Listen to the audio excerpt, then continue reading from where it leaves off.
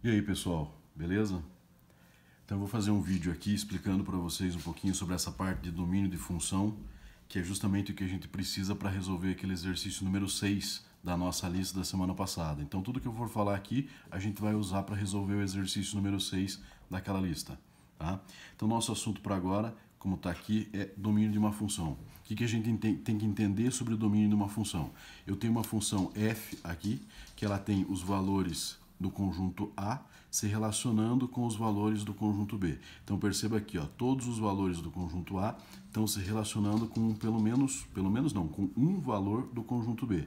Só que no conjunto B eu tenho este 0 e este 5 que não tem relação com o conjunto A, né? O que nós temos que entender dessa relação toda aqui?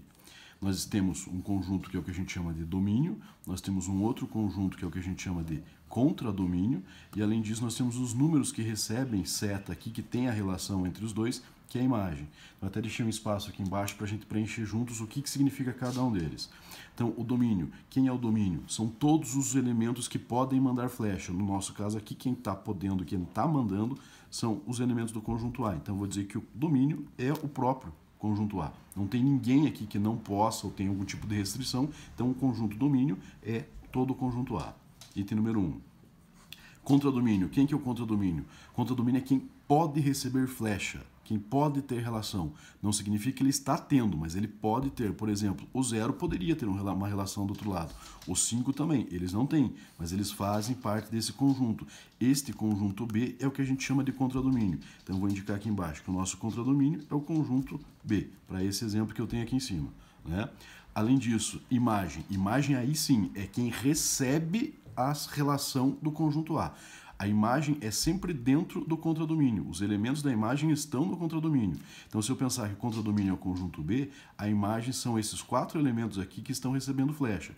Então, a imagem, nesse caso aqui, é um conjunto que tem os valores 1, 2, 3 e 4. Esta é a imagem dessa minha relação. Inclusive, com esse exemplo aqui, eu consigo determinar a minha função. Veja, o 0 aplicado à função virou 1, o 1 aplicado à função virou 2, o 2 virou 3, o 3 virou 4. Então, 0, 1, 1, 2, 2, 3, 3, 4. Eu posso concluir aqui, não é o que o exercício pede, mas eu posso concluir que essa minha função aqui é a função x mais 1.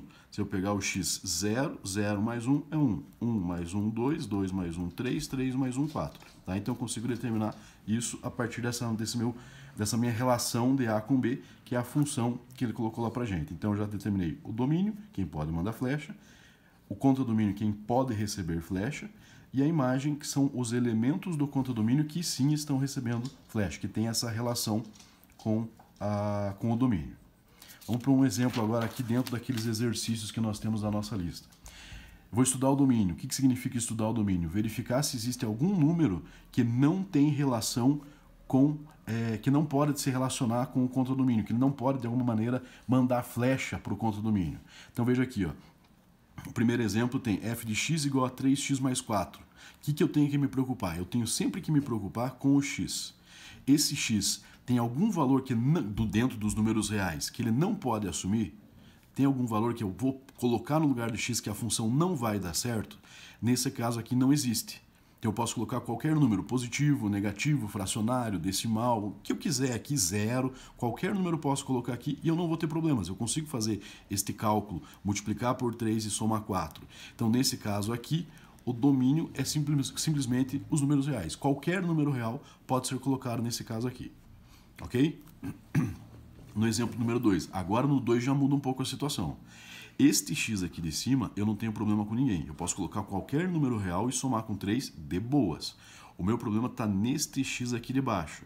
Se eu tenho uma fração, quer dizer que eu tenho uma divisão. Divisão. Se eu tenho uma divisão, eu tenho que me preocupar que não existe divisão por zero. Então, eu vou pegar este valor, x menos 1, que é quem está no denominador, e vou dizer, ó, x menos 1, você pode ser qualquer valor, só que você tem que ser diferente de zero, ok? Então eu vou verificar qual é o valor que o x não pode assumir aqui, para que este denominador não seja um zero, né? Então o que eu vou fazer? Vou resolver essa inequação. Menos 1 vai para o outro lado, x vai ser diferente de 1. Então tá aqui, eu posso colocar qualquer valor no lugar desses x, Só não posso colocar 1, porque se eu colocar 1 vai ficar 1 menos 1 é 0 e não existe divisão por 0. Então eu vou concluir que o meu domínio vai ser todos os números reais, exceto o 1. Tá? Então, reais, exceto o 1. Então aqui eu posso colocar qualquer valor real, desde que não seja o número 1. Fechou? Vamos para o próximo exemplo aqui, exemplo número 3. No exemplo número 3, eu tenho uma função lá em cima que é f de x igual raiz quadrada de x menos 2. Da mesma maneira que o anterior, eu tenho que me preocupar aqui. Neste caso, eu tenho uma raiz quadrada. Raiz quadrada não aceita números negativos. Na verdade, não é raiz quadrada somente. Toda raiz que tem um número aqui como sendo um número par, ela não pode ser negativa. Não pode ser negativa. Não posso ter um número dentro sendo negativo. Então, o que eu vou fazer nesse caso aqui? De que maneira que eu vou estudar isso? Eu vou pegar o valor que está lá dentro, x menos 2. E qual é a restrição de número negativo? Tem que ser maior do que 0. Né? Qualquer número que seja maior do que 0 faz parte do conjunto dos números que não são negativos. Ou melhor, maior ou igual, porque ainda aqui dentro existe, eu posso admitir o 0, porque raiz quadrada de 0 é o próprio 0. Então, eu admito raiz quadrada de 0, eu não posso admitir número negativo. Então, o x menos 2 tem que ser maior ou igual que 0. E vou resolver também essa minha equação. Vou passar o menos 2 para lá, tenho que x, portanto, vai ser maior ou igual que 2 positivo. Se eu pegar qualquer valor que não seja maior ou igual que 2, vamos pegar, por exemplo, um 0. Vou substituir o 0 aqui nessa função. 0 menos 2 é menos 2. Existe raiz quadrada de número negativo? Raiz quadrada de menos 2? Não existe. Então, por isso, eu já estou fugindo disso. Então, eu vou voltar lá para a minha resposta e dizer que o meu domínio são os reais. Agora, o quê? Exceto... Ou melhor, vou trocar esse exceto aqui, desconsidere. Reais maiores ou iguais a 2.